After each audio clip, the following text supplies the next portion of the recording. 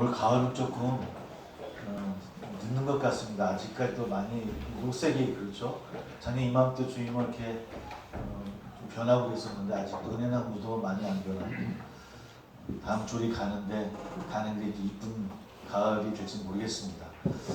정말 함께 참석하셔서 좋은 나눔의 시간이고 또 주님의 귀한 날 하나님 또 자연과 하나님의 귀한 그런 역사하심 속에서 은혜 받는 한 주간 되길 꼭 부탁을 드리겠습니다.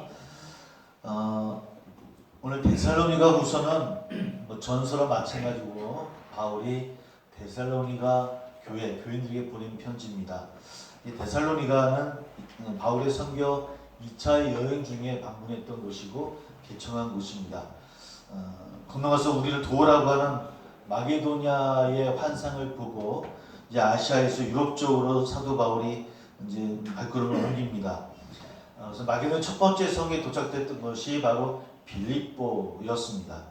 빌립보에 도착하자마자 복음을 전하는데 사실은 큰 성과가 있었지만 결국은 또 거기서 핍박을 받아서 거기서 감옥에 갇히죠. 그런데 지진이 일어나서 거기서 나오게 되어지고 감옥을 지키는 간수를에게 복음을 전파하는 그런 이야기들이 빌립보에서 일어나게 되어집니다. 여튼 그 어려운 가운데서 빌립보에서 피해서 데살로니가에 오는데 데살로니가에서는 오자마자 교회를 개척하게 되어집니다. 당연히 데살로니가에서도 핍박이 있었습니다. 빌립보에서는 이방인들이 사도 바울의 일행을 핍박했다고 한다면 데살로니가에서는 유대인들이 나서서 뭐라고 하냐면 이 자들이 로마 황제 가이사 외에 또 다른 왕 예수를 믿게 한다 라고 같은 유대인들이 기독교인들을 고소를 하는 거예요. 쉽게 얘기해서 그러니까 가이사를 섬겨야 되는데 저 사람들이 다른 왕을 또 섬깁니다 라고 해서 같은 유대인을 통해서 우리 좀만 좀 마이크 좀 주시면 유대인 기독교인들을 핍박하게 되어지는 거야. 그러다 보니까 거기서도 오래 있지 못하고 여러 가지 어려움 속에서 다행히 데살로니가 교인들의 도움을 받아서 그곳에서 어려움 당하기 전에 피하게 되어지죠. 그래도 불구하고 늘 사도 바울은 데살로니가 교회를 방문하고 싶었어요. 근데 기회가 오지 않아서 디모데를 데살로니가 보내고 자신이 아테네로 갔다가 다시 이제 고린도로 가는 것이 이제 2차 여행의 그런 여정입니다. 바로 그 고린도에서 다시 이제 디모데와 합류하면서 디모데로부터 데살로니가 교회가 어떤 상황인가를 듣게 되어져요. 그리고 그 들은 이야기를 가지고 바로 데살로니가 교회에게 보낸 편지가 데살로니가 전서입니다. 얼마나 그 이야기가 감격스러워졌는지 아마 디모데를 통해 들었던 이야기는 그 어려운 가운데서도 데살로니가 교인들이 믿음으로 또 사랑으로 또 인내함으로 신앙을 잘 지켰다라고 하는 이야기를 듣게 되어져요. 그래서 그런 감격에서 그들을 칭찬하고 또 격려하기 위해서 보낸 편지가 바로 데살로니가 전서입니다. 뭐라고 표현되어지냐면 데살전서 3장 이야기를 보면 내가 다시 죽었다가 살아난 것처럼 기쁩니다라고 표현을 해요. 왜냐하면 그 어려운 가운데서도 데살로니가 교인들이 너무나 신앙생활을 잘해줘서 그만큼 기쁩니다라고 표현할 정도로 굉장히 기뻤던 것 같습니다. 이런 이름으로 데살로니가 전서를 썼는데 똑같이 이제 바울과 실라 디모데 이름으로 다시 또 보낸 편지가 데살로니가 후서예요. 사실 데살로니가후서는 왜 보내면 정확한 내용은 담겨져 있지 않지만 많은 신학자들 이야기하기를 아마 후서는 첫 번째 전서에서 격려하고 종말론적인 신앙을 더 격려했다 한다면 후서에서는 아마 데살로니가 교인들 가운데서 그럼에도 불구하고 종말에 관한 잘못된 신앙을 갖고 있었던 성도들이 있었던 것 같아요. 왜냐하면 초대교인들은 누구를 기다렸다고 했습니까? 무엇을 기다린다고요? 예수님이 다시 오심을. 그러니까 예수님의 재림이 금방 올 것이다라고 그들이 믿었었고 그 재림을 기다렸는데 어땠을까요? 1년이 지나고 2년이 지나고 3년이 지나도 예수님이 금방 안 오시다 보니까 여러 가지 마음들이 생기지 않겠습니까? 계속 몇 번 얘기 드렸지만 그러다 보니까 어떤 사람들 가운데는 올까 안 올까라는 있는가 하면 어떤 사람들은 금방 오실 거야.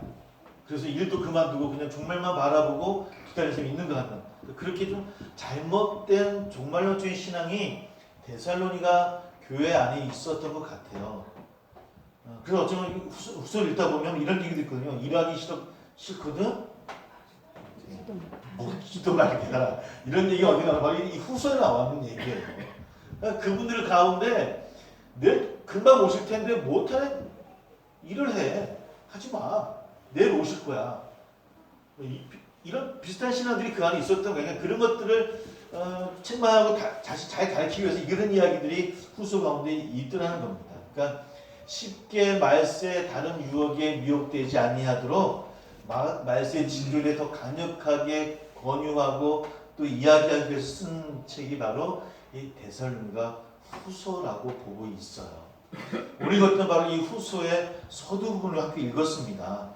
아까 얘기했던 것처럼 바울과 실라와 디모데의 이름으로 보낸 편지, 그러니까 사도 바울이 혼자 이름 보낸 것이 아니라 바로 세 사람, 바울과 실라, 디모데, 그러니까 2차 여행을 같이 동행했던 그 사도들의 이름을 가지고 보낸 편지고요. 2절에 이렇게 이야기를 합니다.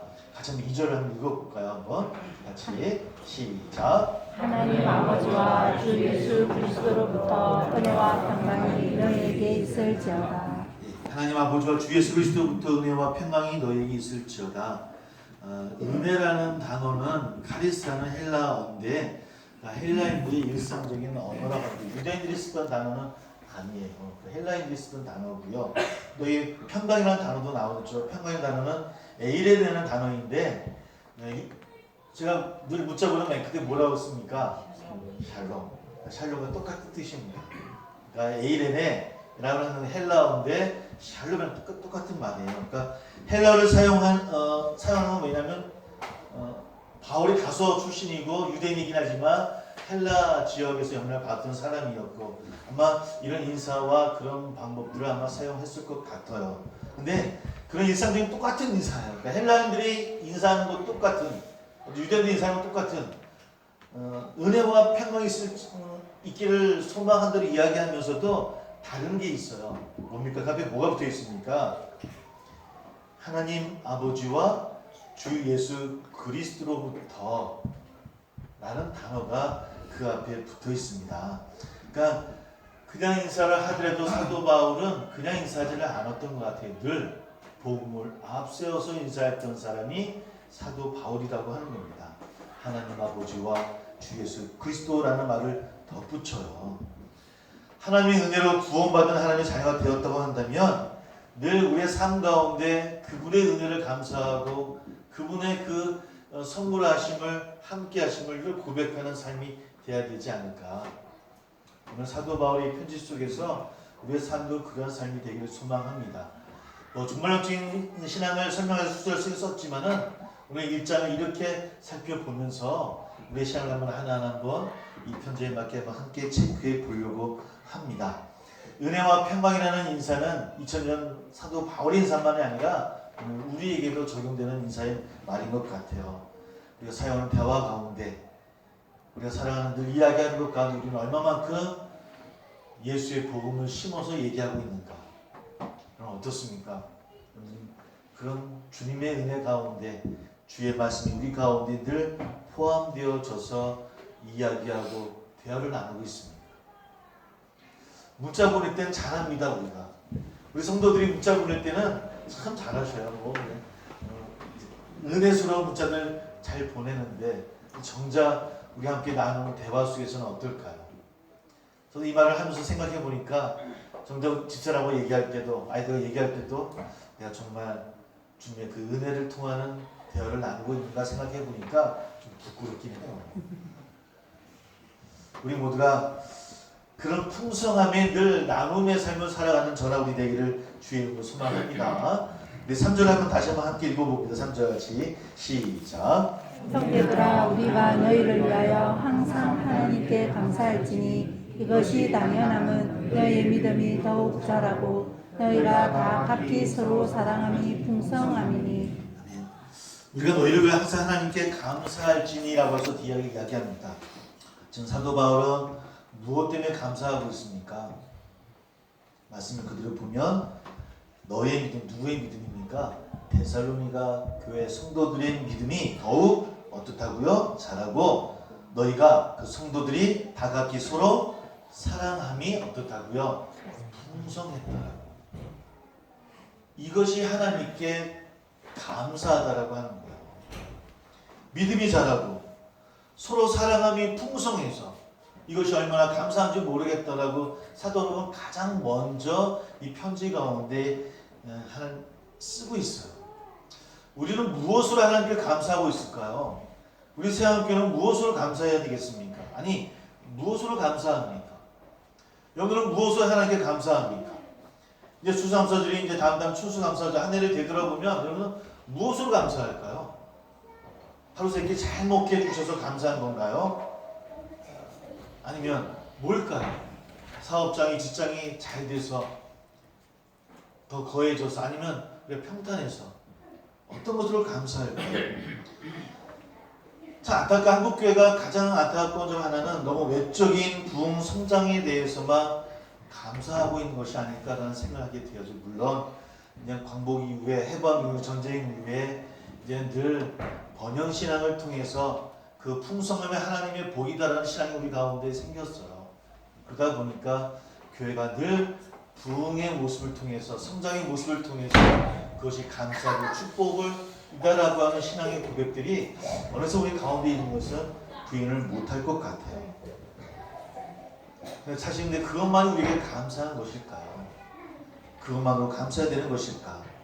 너무 그런 것에만 우리가 감사하다 보니까 왜곡된 그런 신앙이 우리 가운데 있는 것 같아요. 믿음 안에서 옳고 그름의 분별함이 사라진 것 같아요. 그저 방법이 어떻든 성장하고 부흥하면 그것이 하나님의 축복이다라고 우리가 외치고 있는 것은 아니지. 그러다 보니 하나님의 말씀, 하나님의 뜻에 순종함이 아니라, 죄송합니다. 저도 목사이긴 하지만 목사에게 순종하면 된다라고 해요. 이게 올바른 신앙일까라고 하는 거예요. 믿음에 성장하고 사랑함이 풍성하고 그래서 하나님의 뜻을 이루어나가는 그러한 모습이 감사하고 영광을 돌리는 그런 우리의 모습이 되어야 될 터인데 우리는 그러하지 못하고 있더라는 거예요. 여러분, 무엇이 감사합니까? 올 한 해 정말 어려운 가운데서 우리의 신앙을 지킬 수 있었던 것, 힘들고 어려운 과정 속에서도 믿음 잃지 아니하고 기도하고 하나님의 말씀 앞에 서려고 노력했던 것, 여러분, 저는 그것이 감사하고 그것이 너무 여러분들에게 고마워요. 하나님도 그것을 대견하게 여기지 아니하시겠습니까? 오늘 사도 바울은 바로 그런 것을 이야기하고 있어요. 데살로니가 지역이 핍박이 없던 곳이 아니어서 어떤 곳보다도 핍박이 많았던 곳임에도 불구하고 그들이 여태 신앙의 흔들림이 있었지만 그러나 믿음을 잃지 아니하고 서로 사랑하고 믿음으로 자라나는 것을 보니까 사도 바울은 너무 감사한 거예요. 이런 고백을 듣는 저나 우리 모두가 되기를 주의 이름으로 소망합니다. 사랑이 풍성하다는 것이 무엇입니까? 믿음이 풍성하다는 것이 대체 뭘까요? 팔이 안으로 굽는다고 하는데 그래도 우리만 서로 지키고 우리만 서로 잘났다라고 얘기하는 게 그게 좋은 사랑의 풍성함일까요? 외적으로 부흥하고 성장하기 점점 어려운 시대에 우리는 살고 있습니다. 사실은 되돌아보면 부흥하는 교회도 있고 정체된 교회도 있고 또 어려워하는 교회도 분명히 있어요.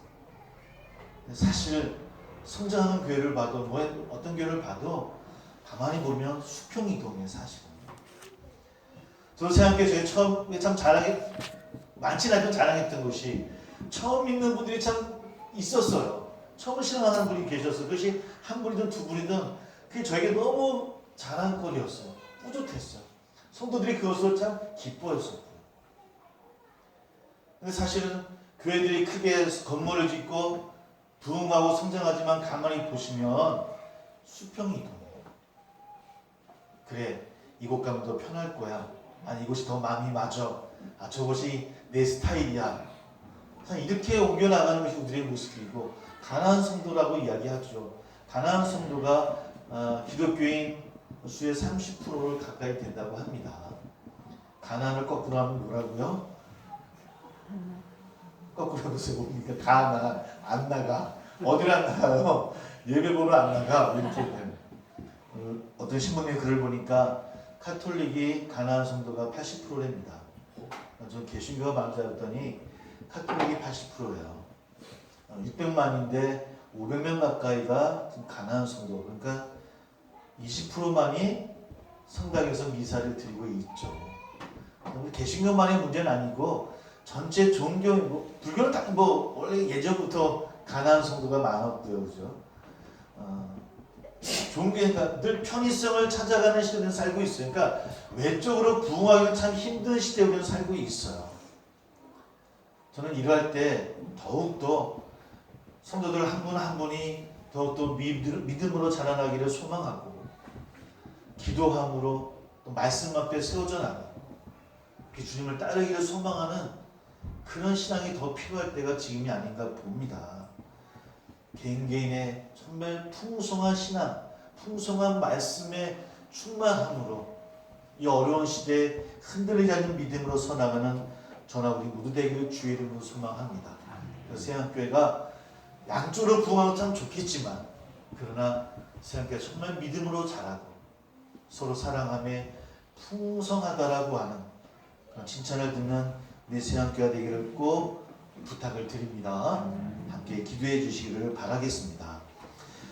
이렇게 하나님께 감사한 것 외에 또 사도 바울은 그러한 모습을 다른 교회 사람들에게까지 자랑을 해요. 우리 한번 4절입니다. 함께 읽어볼게요. 4절 같이 있습니다. 같이 시작. 그러므로 내가 견디고 있는 모든 박해와 환난 중에서 너희 인내와 믿음으로 말미암아 하나님의 여러 교회에서 우리가 친히 자랑하노라. 친히 자랑하노라. 그러니까 하나님께 감사하는 것은 영광을 하나님께 돌리는 것이니까 당연한 건데 사람에게 자랑한다고 하는 것은 잘못하면 그 공을 누구에게 돌리게 될까요? 사람에게 돌리게 돼요. 감사와 자랑이 양립할 수 없을 것 같아요. 그렇죠?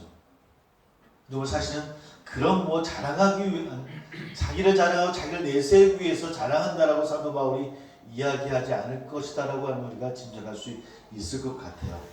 존 스토트라는 목사님이 이런 얘기를 했습니다. 이 감상과 자랑이 양립할 수 없지만 그런 또 양립할 수 있는 이유가 있는데 그것은 언제냐 바로 주 안에서 자랑할 때는 그게 가능하다라고 그분이 그 설교에서 이야기를 해요. 주 안에서만큼은 가능하다. 사도 바울이 그러고 있다라고 하는 것이죠. 지금 모든 박해와 또 환난 중에서 너희 인내와 믿음으로 말미암아, 그러니까 늘 그들이 충만하게 사랑 가운데 서가고 있는 것이 데살로니가 교회예요. 이는 다른 비슷한 박해 상황에 있는 다른 교인들에게, 다른 교회들에게, 빌립보라든지 안독이라든지 다른 교회들에게 격려가 되는 말인 동시에 그들에게는 또한 똑같이 그 은혜를 강구하는 좋은 기회가 될 수 있다라고 하는 것이죠. 그렇게 사도 바울은 데살로니가 교회들의 모습을 자랑하고 있고 다른 교회들에게 알고 싶었던 마음이 있었던 것 같아요. 그런 마음이 5절에 뭐라고 나오냐면 함께 한번 읽어보겠습니다. 이는 하나님의 공의로운 심판의 표로 너희로 하여금 하나님 나라의 합당한 자로 여김을 받게 하려 함이니 그 나라를 위하여 너희가 또한 고난을 받느니라. 사도행전 14장 22절을 보면 우리가 하나님 나라에 들어가려면 모든 환난을 겪어야 할지니라 라는 말씀이 있어요. 우리에게 부담되는 말씀이죠. 하나님 나라에 들어가면 뭐를 겪어야 된다고요? 제가 묻습니다. 사랑하는 성도 여러분, 환난을 겪기를 원하시는 분 계십니까? 뻔한 대답을 원하나요? 근데 성경이 하나님 나라에 들어가려면 뭘 겪어야 된다고요? 환난. 여러분 일주일을 한번 되돌아봅니다. 머리 볼 필요 일주일을 한번 되돌아볼게요. 여러분 어떻습니까? 내가 예수 믿는다는 것 때문에 오늘 환난을 겪었습니까? 안 겪었습니까? 겪은 것 같습니까? 안 그런 것 같습니까?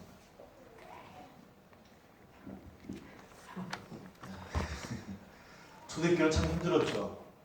저는 믿는 것 자체가 죽을 수 있는 일이었습니다. 늘 예배를 들어도 피해서 숨어서 예배를 드려야 되고, 나 예수 믿는다라고 자신 있게 이야기할 수 없는 시대였었고, 복음을 전파하기 불구했고, 어쩌면 하나님만을 믿는 유대인들 앞에서도 삼위일체 신앙을 고백하는 초대교회들은 죄인처럼 여겨야 될 것이고, 또 다신교를 믿었던 그 또 많은 헬라파 이방인들에게는 니들은 삼위일체를 믿으면서 왜 제호수는 못 믿어? 라고 또 핍박받고, 여기서도 핍박받고 저기서도 핍박받았던 초대교인들이었어요. 또 그런 것 때문에 정치적인 탄압도 받았던 것이 초대교인들이었고요. 그럼 우리는 어떨까요? 물론 일제시대나 전쟁시에는 박해를 받고 순교했던 부들도 많이 있죠. 우리는 없을까요? 제가 몇 번 말씀드렸지만, 예전에 한번 제가 전도사 할 때 한 아이가 정말 신앙이 좋았던 아이인데 집에서 교회 가는 걸 반대를 했어요. 어느 날 그가 와서 예배를 드리다가 막 울어요. 안 와서 그러니까 뭐 얘기하다 보니까 매를 맞은 거예요. 다리 올려보니까 해초를 얼마나 맞았는지 피멍이 들었어요. 그래도 아이가 도망쳐 교회로 왔더라고요. 그걸 핍박이라 해야 잘 모르겠지만 그걸 알고 있긴 하지만 이건 어떻습니까? 얼마 전에도 이런 제사 문제 때문에 집안에서 핍박받았던 우리 성도들도 계셨죠. 술, 담배 문제 때문에 직장에서 핍박받았던 남자분들도 계셨을 거예요. 저도 군대 있을 때 군대 저를 술을 먹이려고 저를 얼마나 핍박하든지 한 1년 반을 버티니까 그때선 손을 들더라고요. 근데 그런 것들이 우리에게 주는 핍박일까요? 그것만은 아닐 것 같아요. 사실은 하나님의 의를 따라 살기 위해서는 이 땅에 살아가는 우리의 삶은 늘 환난 가운데 있는 삶이에요. 그 의를 지켜나간다고 하는 것은 세상의 법과 싸워야 된다고 하는 것이고, 세상의 이치와는 싸워야 돼요. 어떨 때는 손해봐야 되고 어떨 때는 바보처럼 여길 때도 있어요. 아이고야 라고 하는 이야기를 들을 때도 있어요. 저는 그 모든 것들이 다 하나님 안에서의 환난이라고 봐요. 그리스도인이기 때문에 질서를 지켜야 되고 의를 지켜야 되고 하나님의 말씀을 지켜야 되는 것. 혹 세상은 통하고 세상은 다 그렇게 한다 할지라도 우리가 그리스도인이기 때문에 행해야 될 부분들이 있어요. 그것이 우리에게 손해가 될 때도 있고 희생이 되어져서 배를 골물 때도 있어요. 이 모든 것 다 환난이에요.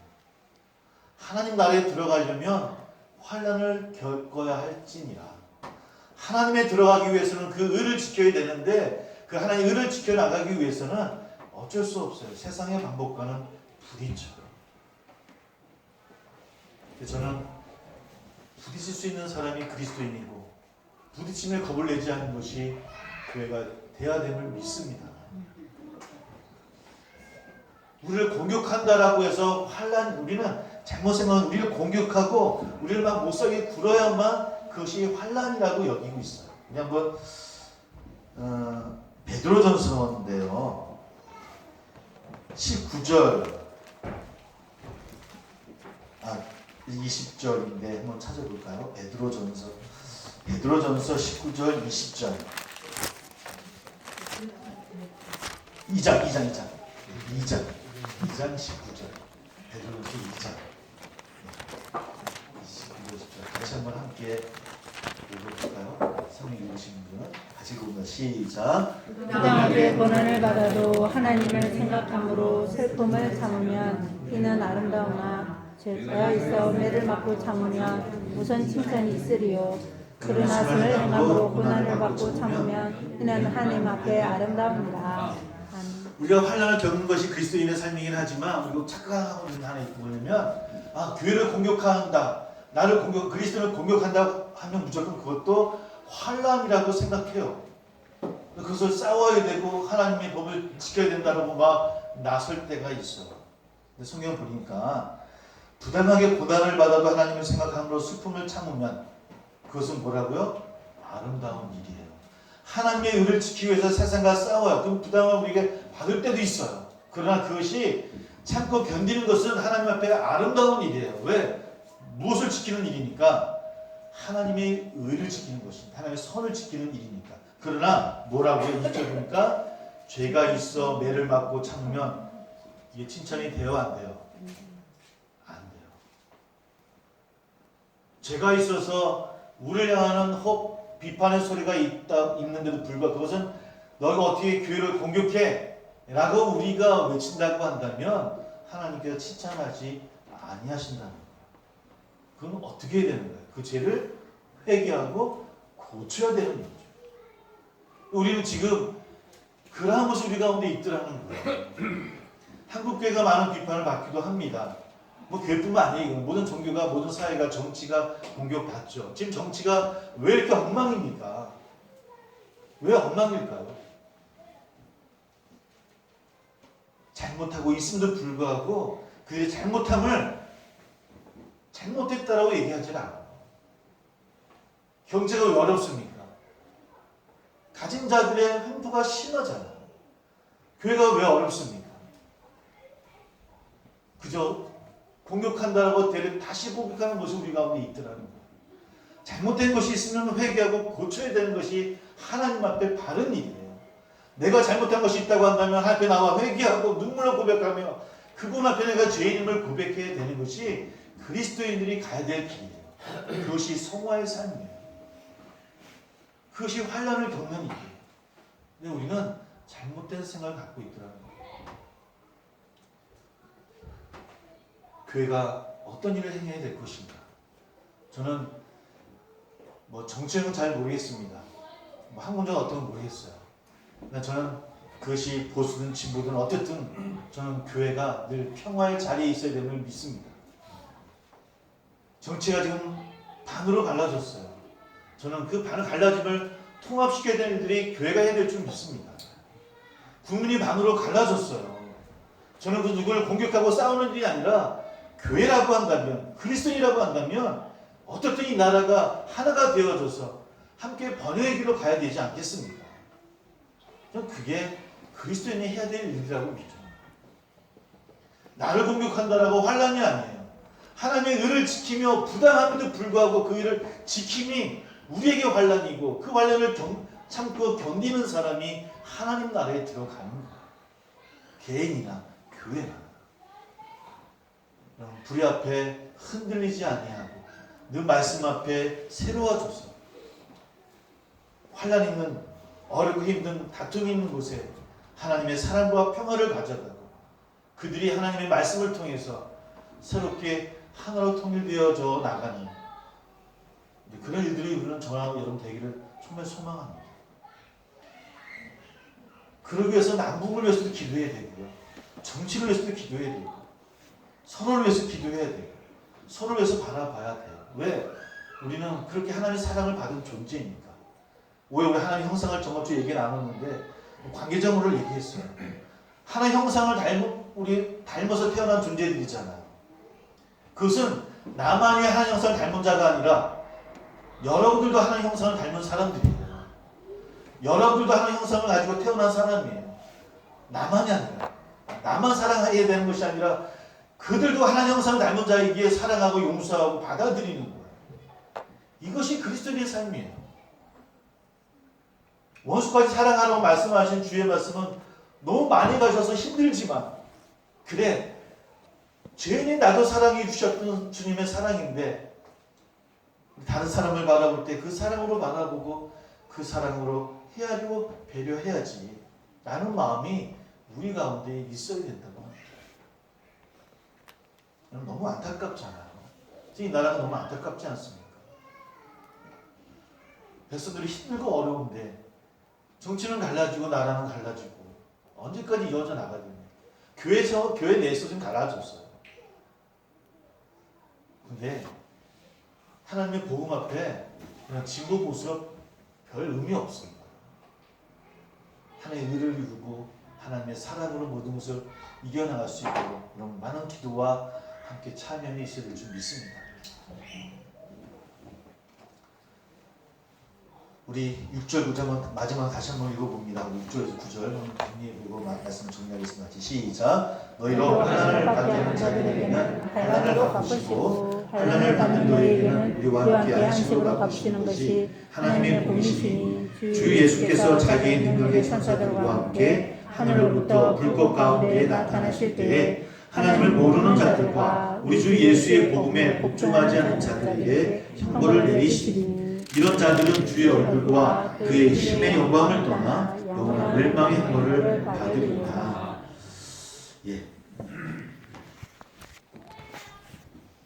공의로는 하나님께서 나중에 다 갚아 주신다라고 약속해요. 환난을 우리가 겪지만 데살로니가 교인들이 이야기하면서도 우리들이 하는 얘기예요. 우리가 환난을 겪는 일이 쉽지는 않아요. 사실은 제가 말씀드리지만 참 어려워요. 직장에서도 사람과의 관계 속에서도 하나님의 말씀을 따르고 의를 지킨다는 것이 어렵지만 그런 우리를 향해서 약속의 말씀이 있는데 뭐라고 이야기하냐면 다 갚아주시겠다라는 거예요.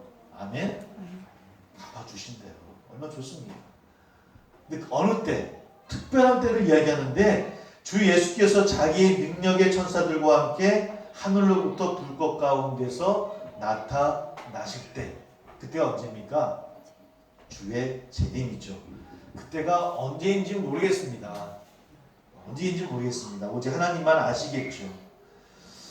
데살로니가 후서는 그때가 곧 올 것이라는 속단 속에서 일상의 모든 것을 다 패하는 잘못된 종말론적인 신앙을 제대로 잡자라고 쓴 글이 바로 데살로니가 후서예요.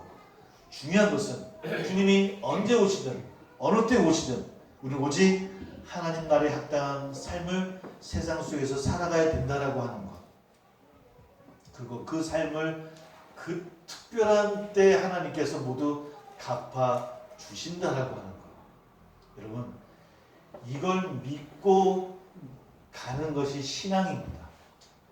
물론 저도 인간의 마음으로 인간의 뜻으로 주님, 그러함에도 우리 삶 가운데 나의 정말 필요한 것, 우리 가정에 필요한 것, 우리 교회에 필요한 것 주여 채워 주옵소서라고 기도해요. 그리고 채워주시는 하나님이신 것도 믿습니다. 아멘. 그러나 더 크고 넓게는 그 모든 것을 그때 하나님이 다 갚아주시고 우리가 영원한 그 나라에서 하나님과 영광의 삶을 살 거다라고 하는 것. 새 하늘과 새 땅에서 새 몸. 여러분, 그것을 믿고 나가는 것이 신앙의 삶입니다. 그런 신앙은 다 살아나기를 소망합니다. 기도하겠습니다.